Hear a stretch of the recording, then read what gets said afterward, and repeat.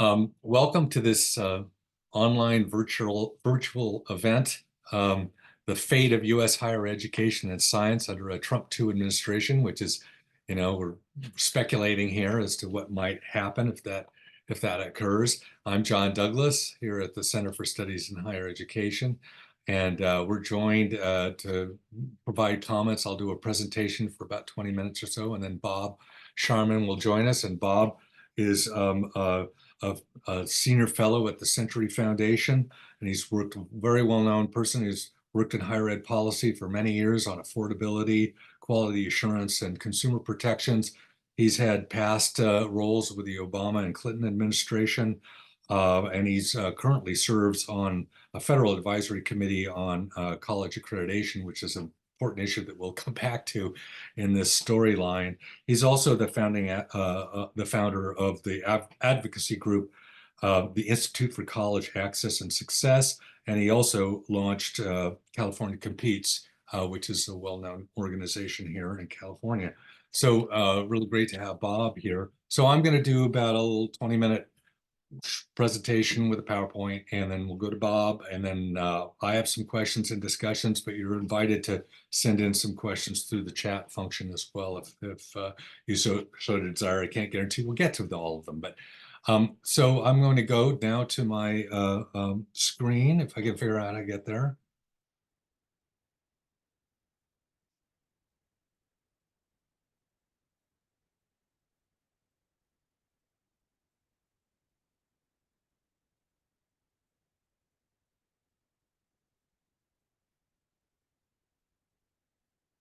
So again, thanks for joining us. This will be recorded, so it'll be available later on if people are interested. Nice picture of Mr. Trump here. So, just to preface our discussion here, and this does relate a little bit to some of the research I've been doing, there's a lot of concern about, is democracy in a recession, depression, or worse?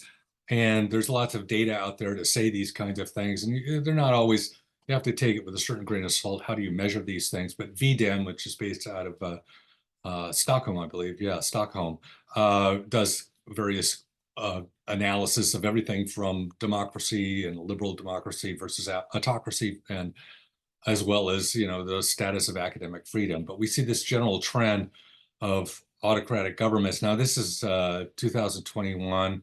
One could say that the U.S. may be not quite as blue as that. I wanted to note this one because it had Brazil as well, and this is in 21. Bolsonaro was still in power, so there's elements of that. But this is an online, a contextual aspect to it. And I did a book not too long ago that really kind of tried to emphasize that we need to take a stronger look. Those who do scholarship and research on higher ed in the U.S. and elsewhere, about the political side of the equation, that it's kind of an area that is discussed, but not in the way that I think should really be more of a focus of work. And in the book, which is called Nationalism and Universities, I offer this spectrum of nations and how they're approaching their national politics, but also how it's affecting universities and higher education and in general. And in that, we have a number of case studies: Russia, China, Hong Kong, but also the UK, and of course the US. And so a few of my comments based on, well, do we know something about Trump and his higher ed policies going forward from his first administration? The answer is yes, but there's a lot more out there. So just briefly, to note the environment that we're in now, and there are other issues I could bring up, like, demographic change. We have declining enrollments in certain parts of the country. That's a big deal. Obviously, tuition increases and student debt. So there are many other issues there, but related to this particular topic, I've just outlined a few of these areas. This erosion in trust, worth the cost, are universities and colleges providing, really meeting the utilitarian needs of society? It's run by elitist, intolerant, dogmatic environments. And this translates at least one way into polls that showed a pretty significant divide between those who were registered Democrat versus Republican. You know, we have a lot of people in between.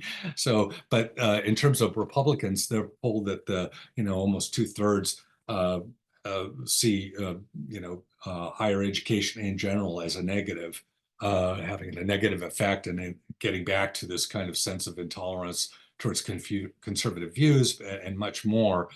And then, of course, you know, when we've had these horrific events in the Middle East and demonstrations in which, in this era, we have student versus student, faculty versus faculty, and these kind of translate also into larger conceptions of higher ed, which are generally negative. And you have to think a little bit about what kind of, I'm not saying, you know, you can strategically avoid this, but there could be some political retribution from that. We definitely saw that with the election of Ronald Reagan in the 1960s in the US. But it is different. National security issues as well are playing a role, and some are exaggerated, but some are not. It's a complicated issue related to foreign espionage, and particularly in the security state of China, which has been, you know, very aggressive in its efforts. And then, you know, we have other kinds of aspects. You know, we're getting politicians and passing laws, and we'll talk about a few of them, or attempting to. We have the Supreme Court on the affirmative action case, which I would argue one of the aspects that isn't discussed much, but is that the courts have had a long history of deferring to universities and regarding how they select students, how they select faculty, and these other kinds of things. And this was a huge change when it decided to end affirmative action, whatever you think of that. So we have donors more involved. So there's a lot of pressures going on in higher ed already, obviously. And so the question is, where's that momentum taking us? So my question is, when it comes to Trump, is the past a guide to the future? And again, as I said, to some degree, yes. So here's the Trump1 agenda in a nutshell. You know, obviously very isolationist, win-lose reconfiguration of globalization and reassertion of nation states in a new confrontational guise. So, you know, we're seeing this having an effect, obviously, related to visa policies and these kinds of things. You know, and the universities are, these are the themes from the Trump first administration. First, let's hope only, from my viewpoint, that they are kind of symbols of the deep state. Again, getting back to that earlier discussion of polling and these kinds of things. And, you know, efforts to reconfigure loan programs, proposals to cut Pell Grants in the first administration. Now, these didn't get through because Congress blocked them. But another one that relates to this was year after year proposals under the Trump administration to cut large-scale cuts to academic research. The NSF, if I remember, I think it was around a 10% cut proposal or more. The NIH, more in terms of dollars. NASA, cutting the Department of Agriculture, U.S. Geological Survey, eliminating the National Endowment for the Humanities. And there was this kind of not well thought out idea of cutting all federal indirect funds, which are a significant portion of how research universities operate, like a Berkeley. So, you know, these, many of these none of them really got through Congress. They were just not well thought out. The first Trump administration was not well organized, kind of didn't know what it was doing, not kind of often didn't know what it was doing. And that played into defeating these kind of large scale issues. But there was never a learning curve either, because Trump, from his first administration, posed these kinds of cuts. This reflects his last budget of his administration, and there was no learning curve either. So as to how to you know, approach this, but it related to the larger issue of cutting federal government funding budgets, I should say. The other thing that did have some effect was firing and censoring and efforts to mute federal civil service professionals, many of them who are scientists, and specifically in areas like climate change.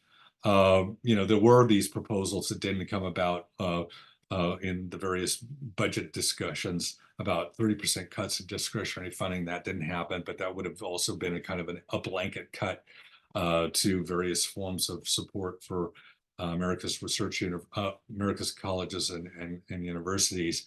And then, obviously, as I already mentioned, deportation of international students and researchers. I'm going to kind of go through these fast because I want to make sure we have time for discussion and for Bob to provide his comments. So, another aspect that is now occurring. Okay, so that's kind of a short, the Trump one. And you can see kind of certain themes, and many of you are aware of them.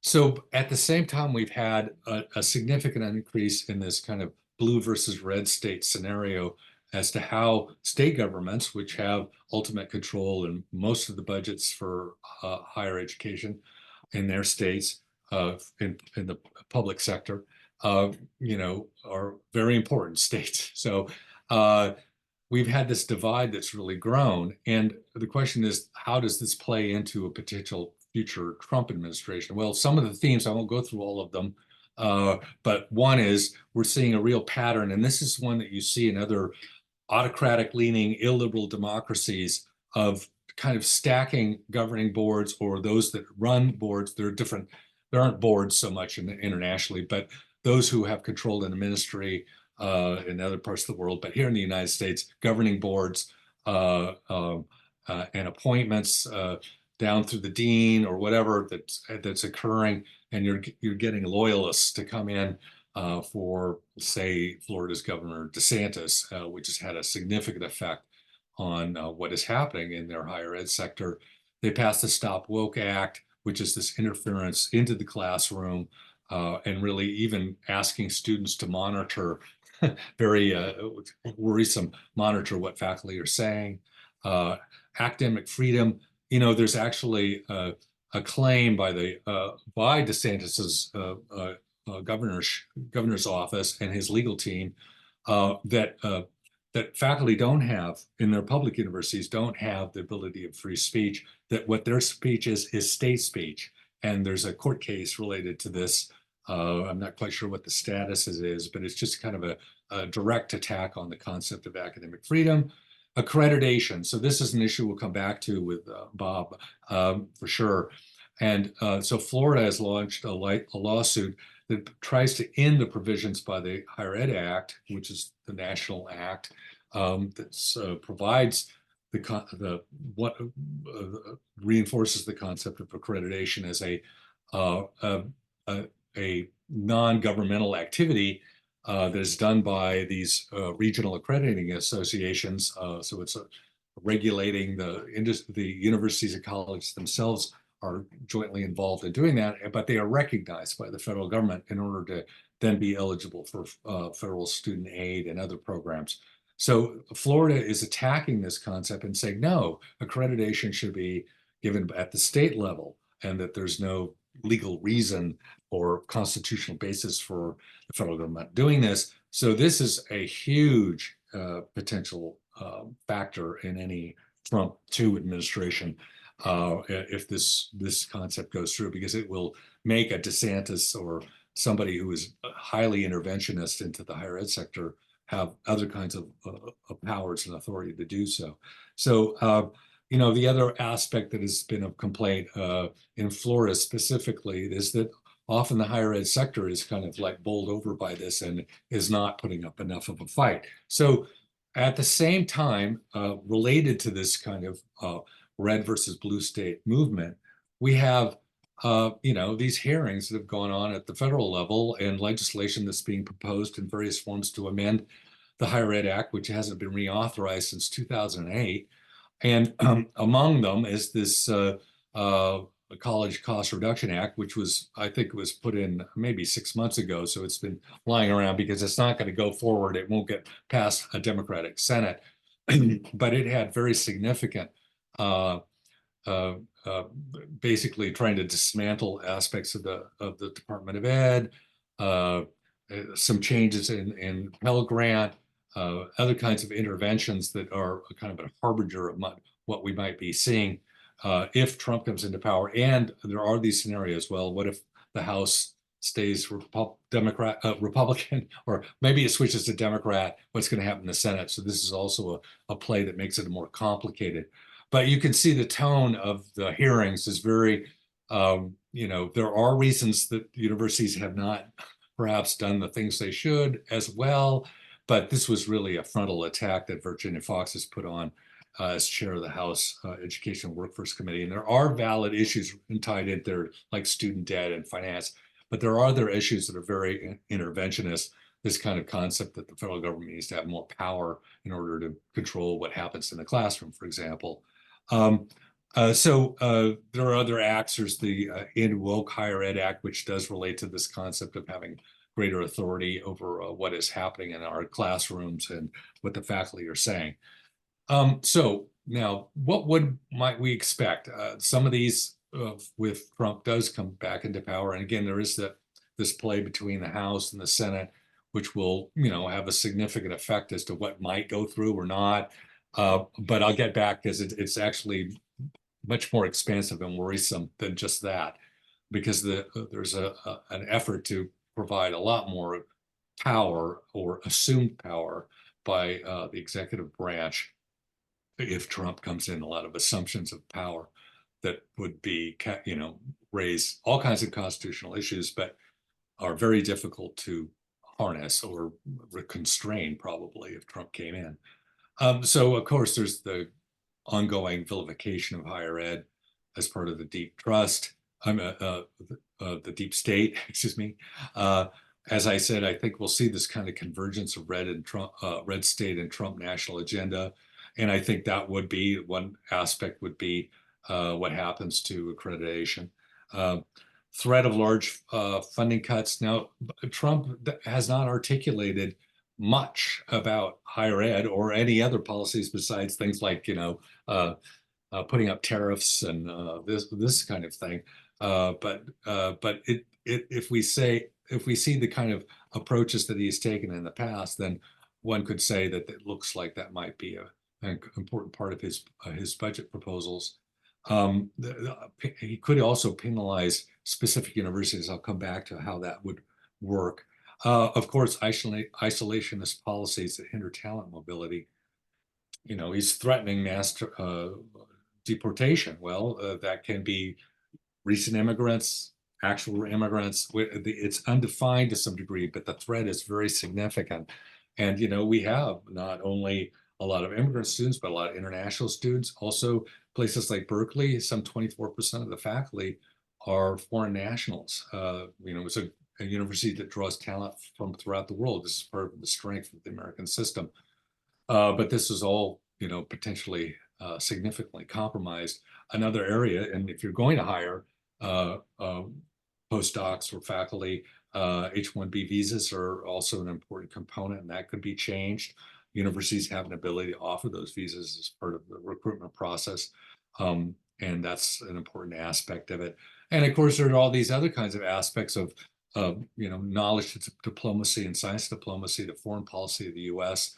We may see a reboot of the China initiative, which was very, limiting significant limits on the number of Chinese students in certain fields. And now that's a complicated issue, and I don't mean to just gloss over it, but I guess I have to. It's really, there are issues going on with foreign espionage, but we don't know really the extent of it, and I think it's overplayed, and it becomes a significant part of this isolationist paranoia approach to the future of the country and to higher ed.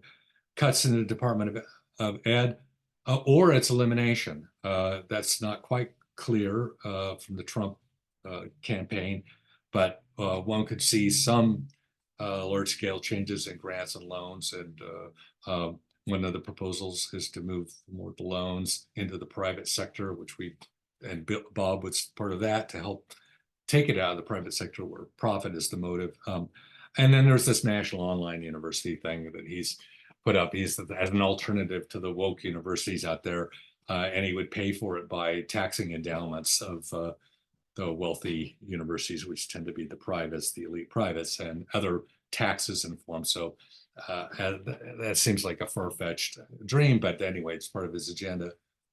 But, underlying those kinds of potential efforts is this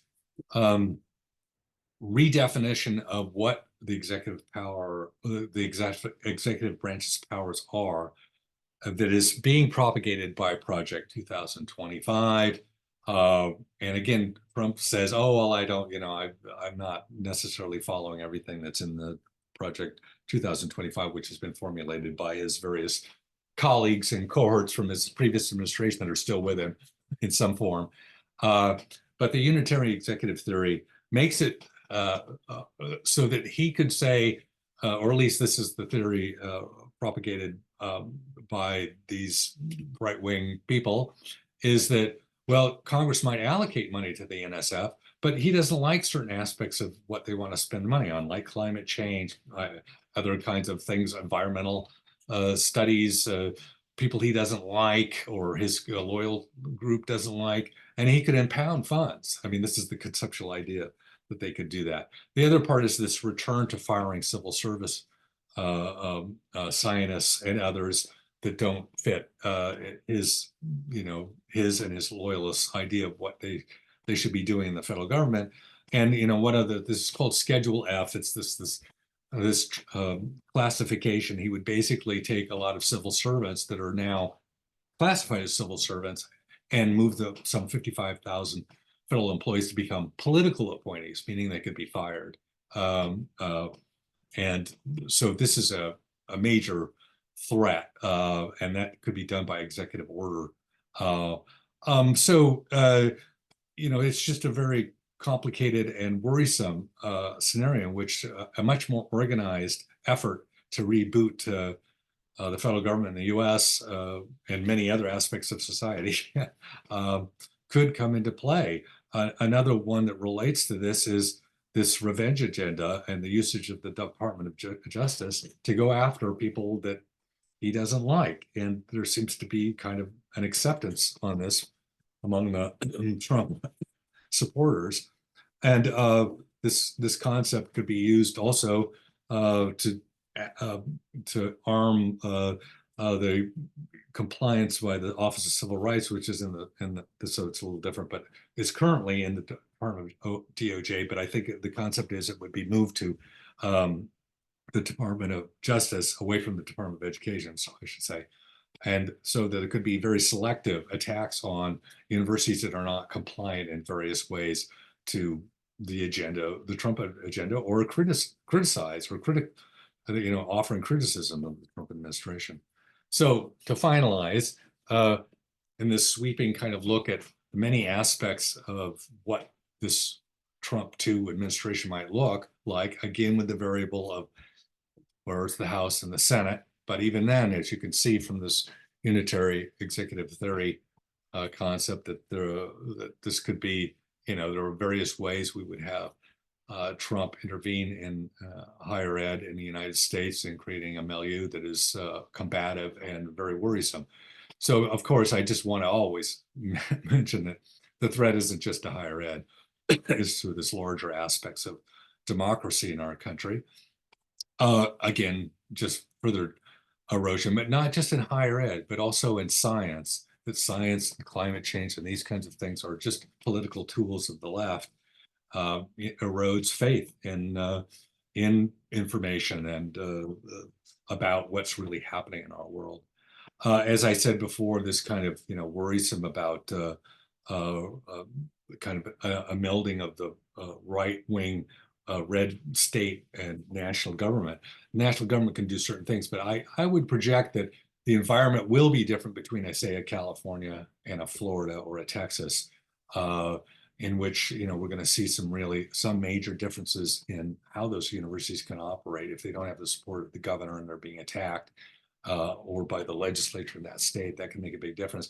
So I just mentioned this is one theme in the book about the autocrat's playbook. You see certain elements of this, including like redoing the boards, creating laws about restrictions on research, other, actual, promoting the classroom as a place in which students can report on faculty. These kind of things lay into a general playbook that you see in other parts of the world, whether it's Turkey or Hong Kong, Russia, which is in another place, obviously. But so that's one aspect. And, as I said before, this really pretends a huge influence in federal government that we've never seen ever in our national history, and over the influence and control over colleges and universities. I've already mentioned the isolationist protection side, but the side of the equation.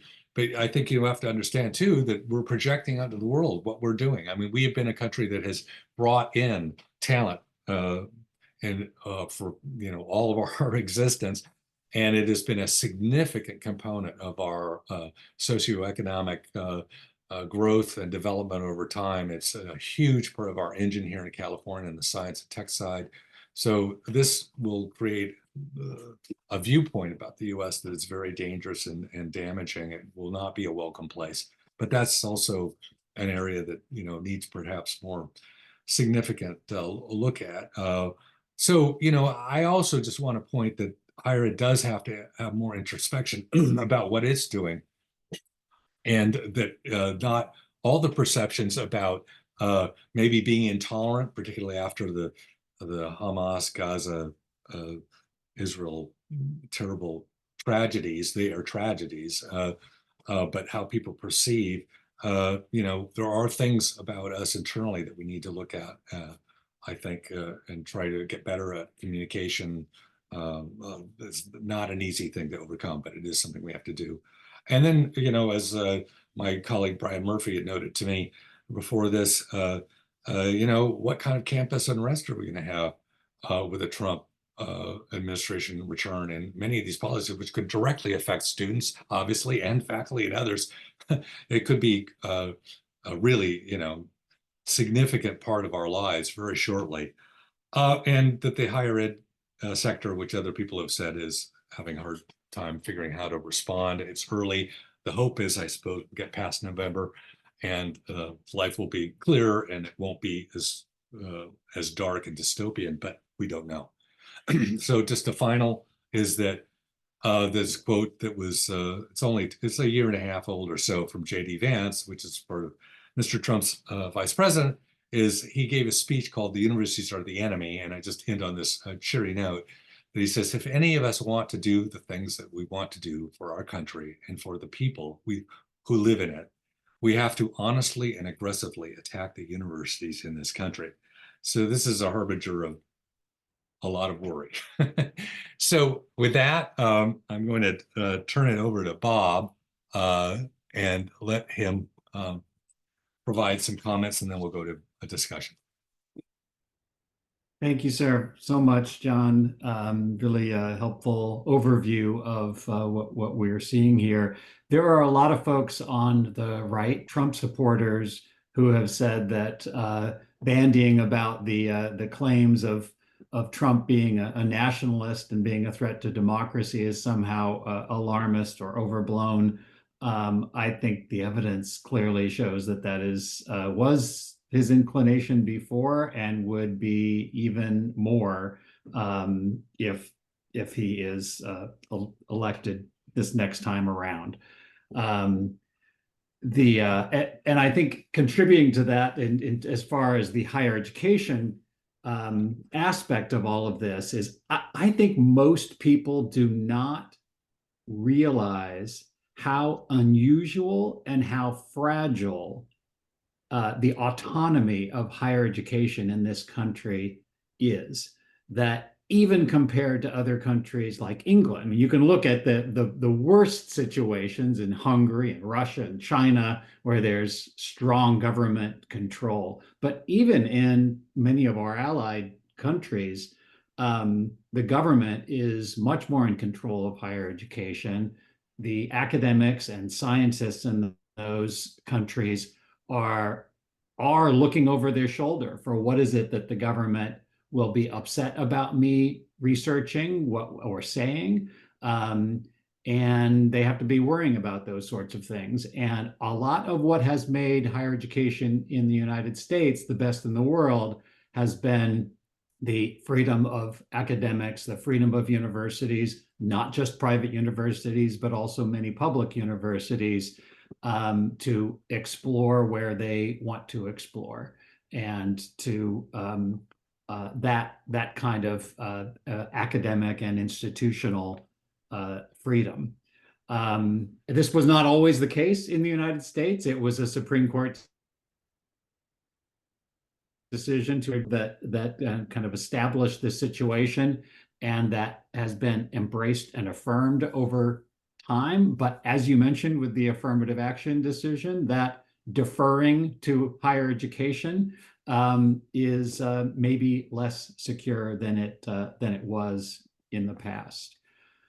I also think that the idea of Congress as being a protective element of all of this is naive. The Chronicle of Higher Education had an article that said, "Yeah, sure, Trump says all these things, but he can't do he can't do these things without Congress."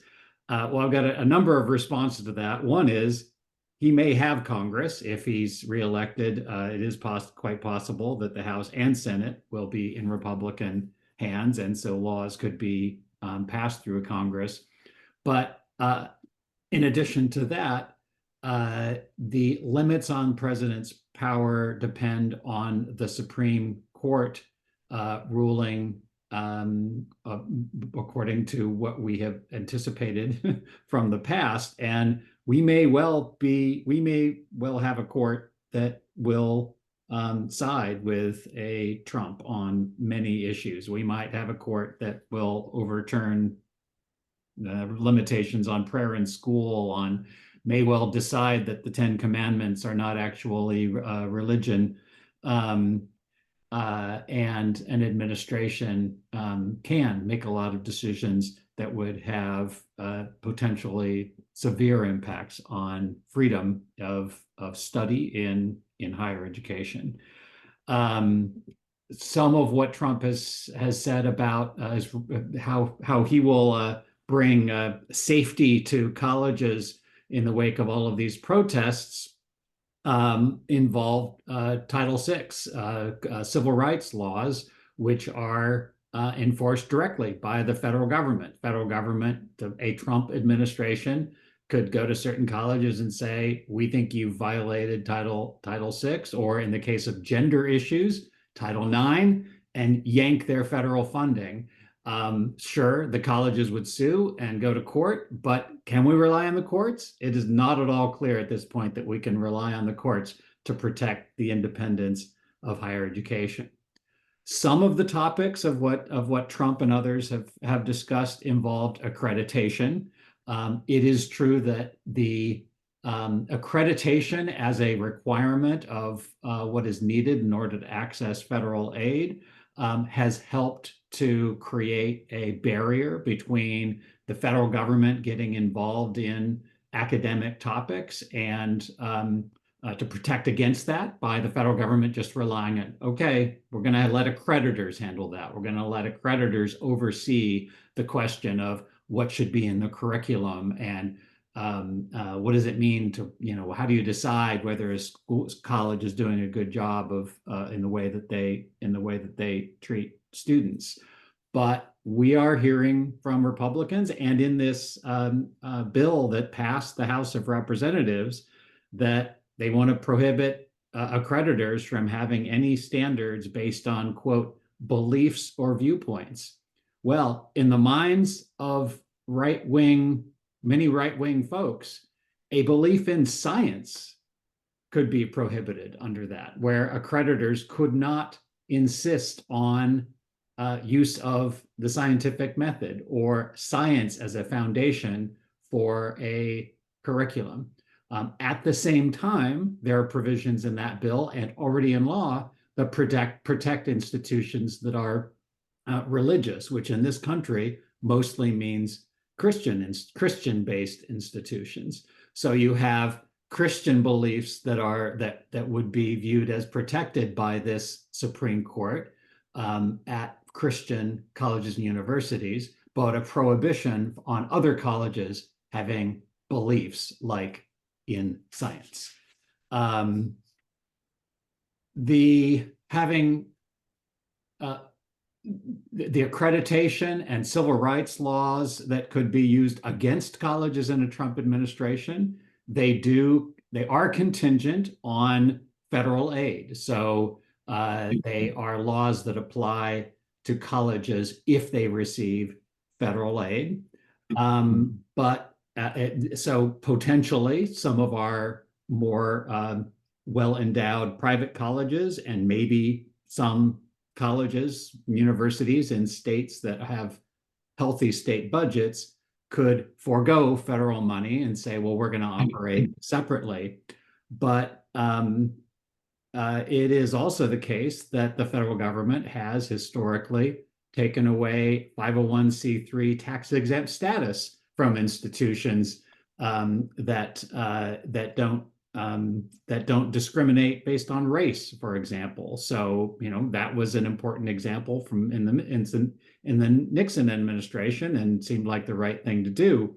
But a Trump administration could take that lesson and say, well, we're going to take away tax-exempt status from any college or university that is threatening the safety of Americans by not stopping protests in the way that we think they should be stopped, or any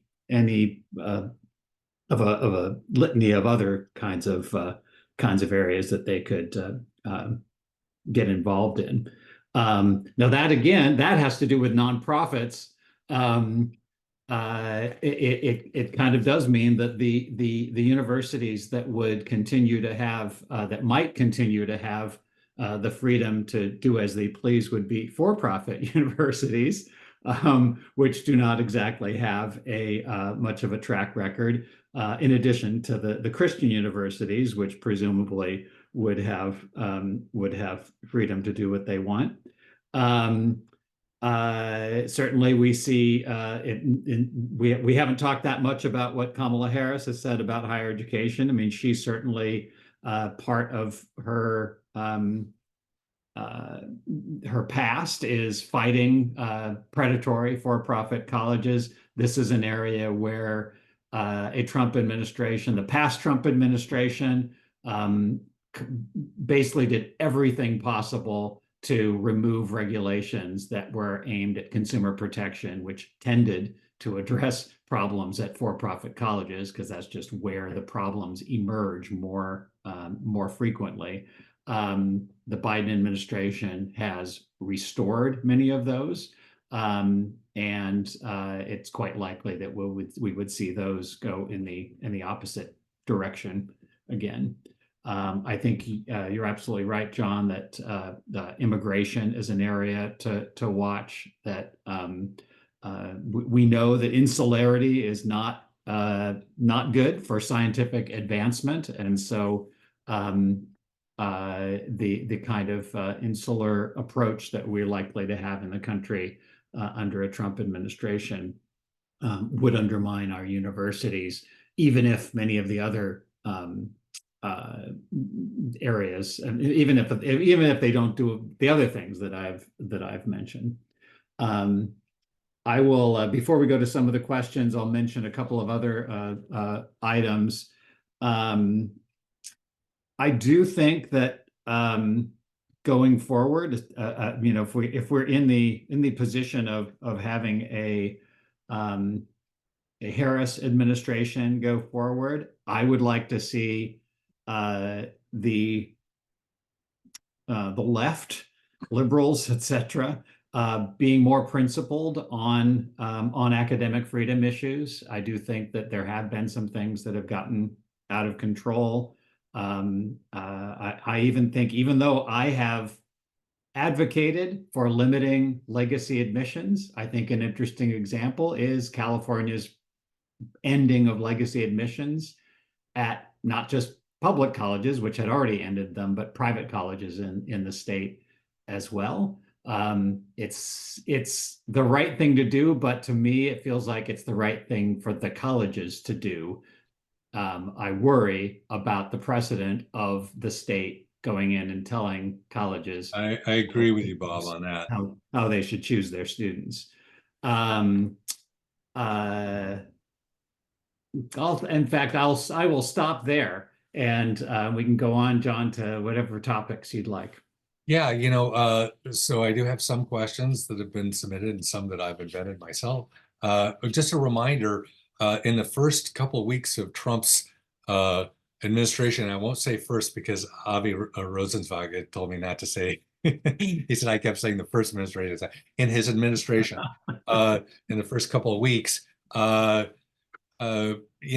had Antifa and campus people fighting and rioting, and it was a terrible event, about Trump, pro-Trump speakers, and people didn't want them on campus. So this has devolved. And of course, Trump, when he had Twitter, among this cavalcade of attacks on various things, said no more federal funds to UC Berkeley.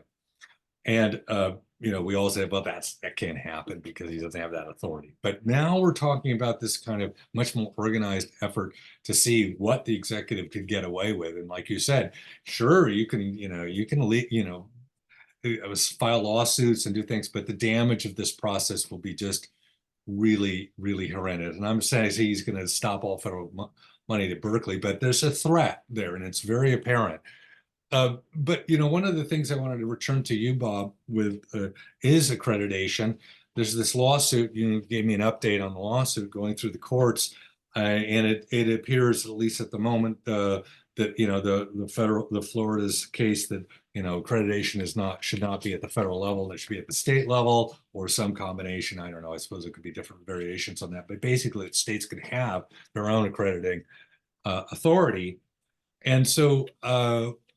What's your kind of sense of what that will mean? I take it that it would take an act of Congress on this particular to amend the Higher Ed Act, but I'm not absolutely sure. What do you think is the progress of this? Where it will be stopped and where it might go? And then I would say, getting back to this theme, there could be big differences going forward between deeply red states and more blue states, where blue states say, well, we're still kind of staying with the national system and we support universities, and the red states are attacking their public universities specifically, maybe their privates as well. But what's your thinking on that? Yeah, so the Florida, as folks probably know, Florida told its public universities, you need to change accreditors. They didn't like the Southern accreditor because the Southern accreditor raised, it really was a minor, like the Southern accreditor did not do anything major. All the Southern accreditor did was say, there could be some issues with some of the government actions that have been taken at these colleges. We need to look into that. And the issues just had to do with the colleges are supposed to be autonomous. They're supposed to be run by their appointed boards. And was there excessive interference? This has been a long time issue. It's something that most of the regional, or really former regional accreditors want to see autonomy in higher education, even in the context of public institutions. But the governor, who was at the time, of course, running for president, and so wanted to make headlines, said, "Well, this is outrageous. This accreditor is too woke. It is the only regional accreditor that doesn't have DEI standards, by the way." So pretty funny that they're being forced out of it. But the state of Florida was told by the U.S. Department of Education, your colleges are going to need to go through a process when they change accreditors to make sure that they're not just accreditation hopping. And you can imagine how a predatory college could rip off students start to lose its accreditation and then jump to another accreditor and go through their process and basically maintain access to federal aid that way. So it makes sense to have for there to be a process that they're not just trying to escape certain important standards by jumping from accreditor to accreditor. So Florida sued and said, you know, why do we have to even go? Why do accreditors have this power anyway? Is basically what they were saying. You know, that the federal government cannot offload its authority over to these private entities. And they made that was one challenge, the non-delegation doctrine, not delegating power to another entity. There were other kinds of challenges. This went to a judge who was a Biden appointee who 10 days ago or so threw out the Florida's suit, said, no, the way this is done is completely appropriate. All the administrative procedures were done correctly. Did give the state of Florida 2 weeks, so there's still a few more days for them to reformulate their case and refile. So we may see it again through this other judge. We could also later see an appeal, and we could have a different decision that could potentially throw out accreditation as an element of federal requirements for federal aid. I don't expect to see that to happen because there are 50 plus accrediting agencies. There are a few that are the prestigious ones that Berkeley and Chicago and Michigan and Harvard and various other schools are in.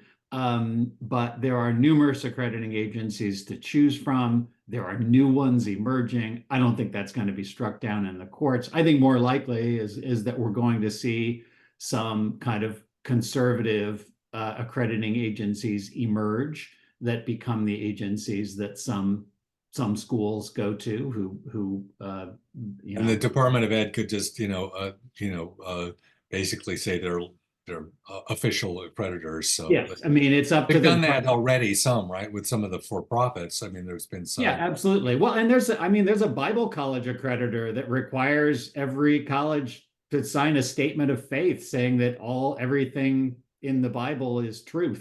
I guess I may have been jumping. I'm kind of thinking that, well, this argument, the logical extension of this argument is that governors and their legislatures can have a lot more authority and power over the universities in their state, and including whether they get federal funds or not. I mean, it'd be like shooting yourself in the foot if you took the University of Florida and said you couldn't, you're not accredited, but you must do this and this and this. Yes. So that I don't know if you agree with that, but it feels like that is a really significant, it absolutely DeSantis. is. It has been really useful to public universities to be able to point to the accreditor and to tell the state legislature or the governor, wait a second, this could raise issues. You requiring this of us could raise some issues with our accreditor. We need this. There needs to be an academic foundational basis for things that we're doing. There needs to be shared governance. The faculty need to be brought in. Things like that they are very important for the college to be able to point to. So if a college has an accreditor that doesn't have any of those kinds of standards or doesn't have to use an accreditor at all, then they are subject solely to the whims of the state. Well, again, the legislative side of it is probably the most threatening, and that is a component in the College Cost Reduction Act, in the House. Yeah. Was passed a while back, but obviously has not made it through the Senate or any of that. So I feel that that's going to be a major storyline as we get forward. What about financial aid? What do you think? There's this kind of like what I was pointing to the Trump administration in that 4-year period of consistently going after Pell Grants and other kinds of things to cut. Now it didn't happen, but but then again, the Pell Grants have only inched up a little bit and are not adequate to the current costs of higher ed, and we can get into the reasons for costs. But in any case, Pell Grants are not really quite adequate for the modern era. So what's your feeling about what might occur uh, in a Trump 2 administration on financial aid, student I, population? I think the biggest threat to financial aid like Pell Grants are general across the board cuts to the size of the federal government generally. So if things go in the direction of just an outright 20, 30, 40% cut in discretionary spending, that things like Pell Grants and science funding, et cetera, would be severely hit. I think that there is pretty strong bipartisan support for Pell Grants generally. They go disproportionately to Republican states because of there's such poverty in so many of the southern states. And so if the budget of the federal government remains as it is, I don't see big cuts to Pell Grants. I think student loans is a different question. And I think basically I think there's bipartisan interest in changing the way student loans work, but I'm not sure whether there's a bipartisan solution. It's been, yeah, I mean, as everybody knows, student loan policy has been kind of crazy over the past 5 or 10 years, and we need some.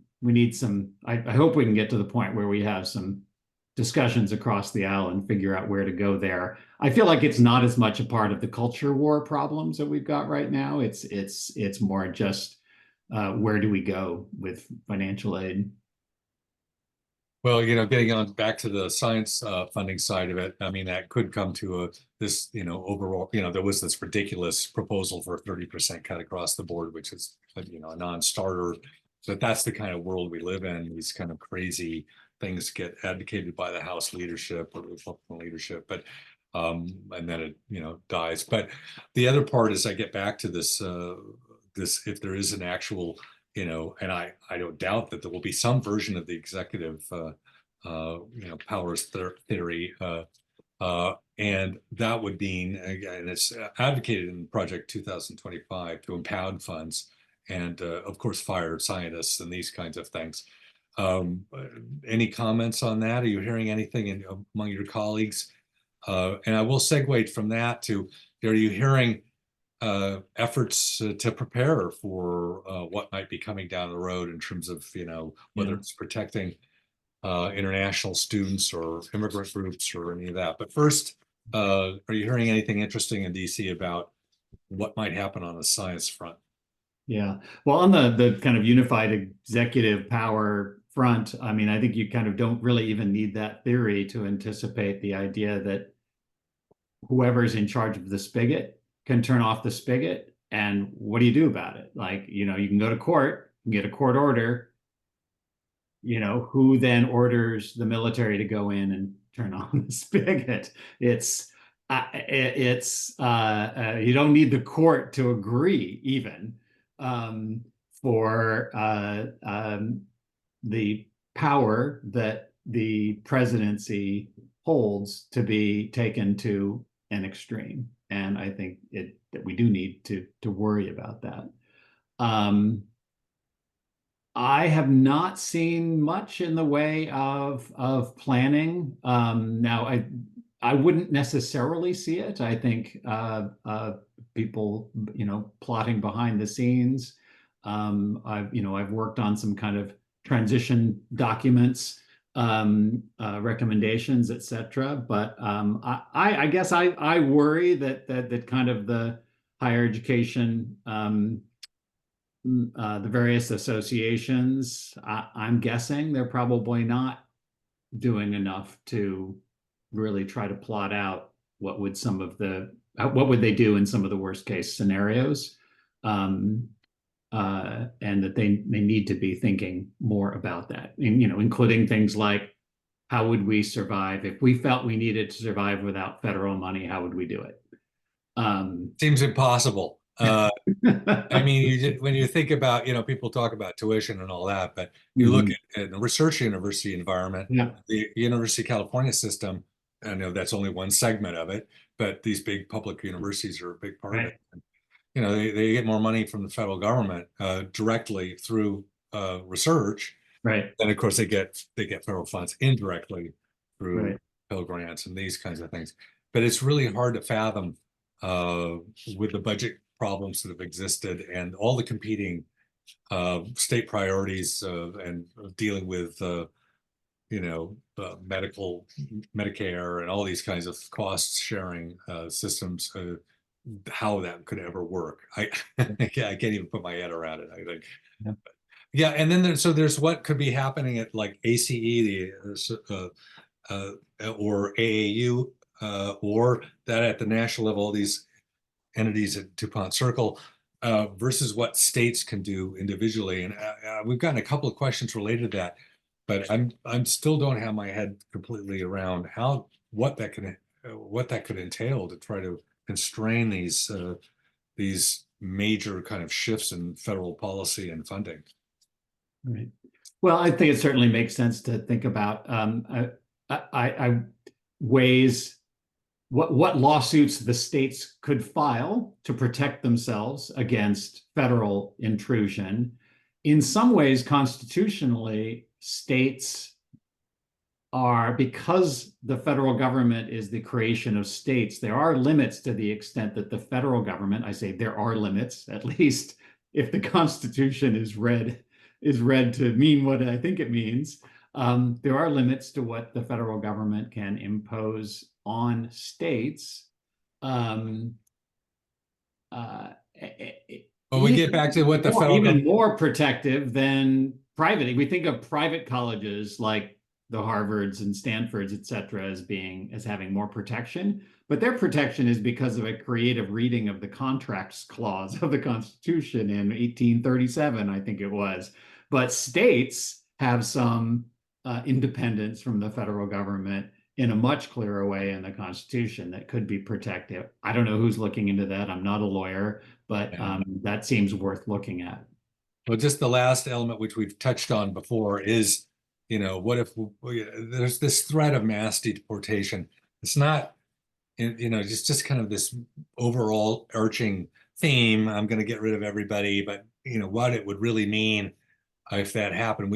I don't doubt there'll be in some measure, some version of that story, because there is significant authority already, and it could be more authority imagined in the executive branch in regard to immigration. But I guess one obviously would be DACA, that there would be further attacks on that, and perhaps even efforts at deportation. But I don't know, you have any final thoughts on that side of the equation? Um, I'll just why don't I go with something less scary? Let's say well, no, maybe it's more scary in a sense, but Trump's gotten a lot of criticism for having stopped the immigration deal, that the bipartisan immigration deal that was developed a couple of years ago. And maybe that can maybe whichever way the election goes, maybe that deal or some version of it could move forward and we can set aside the immigration. I mean, if immigration is really an election issue, it's a strategy to get for the election. Maybe we can finally address some of these immigration issues next year and move on to other important issues. That is very positive. We'll see. Okay, so that's I got to wrap it up here. What I would say is that the scenario I outlined, is a doomsday kind of dystopian picture. There's, as our discussion with Bob knows, there could be a lot of variation in that. Again, depending on whether both the Senate right now are getting information that the Senate might go to the Republicans, but yet the Democrats have a shot at the House. It'll make a world of difference, I think, if if at least one House is retained by the Democrats in this So, but we've been painted out a dystopian picture, and there could be a lot of variation in how this goes. I'd only say that there was a lot of hope that there would be a lot more moderation on the part of Mr. Trump in his when he entered the presidency, and it didn't happen. So this seems even more in the we're in this revenge side of the equation, and I don't mean to overly do it, but this concept of using the Department of Justice to go after specific people, how massive it is or not, but it's the authority already there, going against norms is really significant. So that's another part of that story that's scary, but dystopian, but maybe there'll be a lot of variations. So, okay, with that, thanks a lot, Bob, for joining me. I hope this was informative for everyone out there. And stay tuned. We might have some more events related to either a Trump administration coming into power or a Harris presidency. So stay tuned. Thank you very much. Bye-bye. Thank you, John. Thank you all.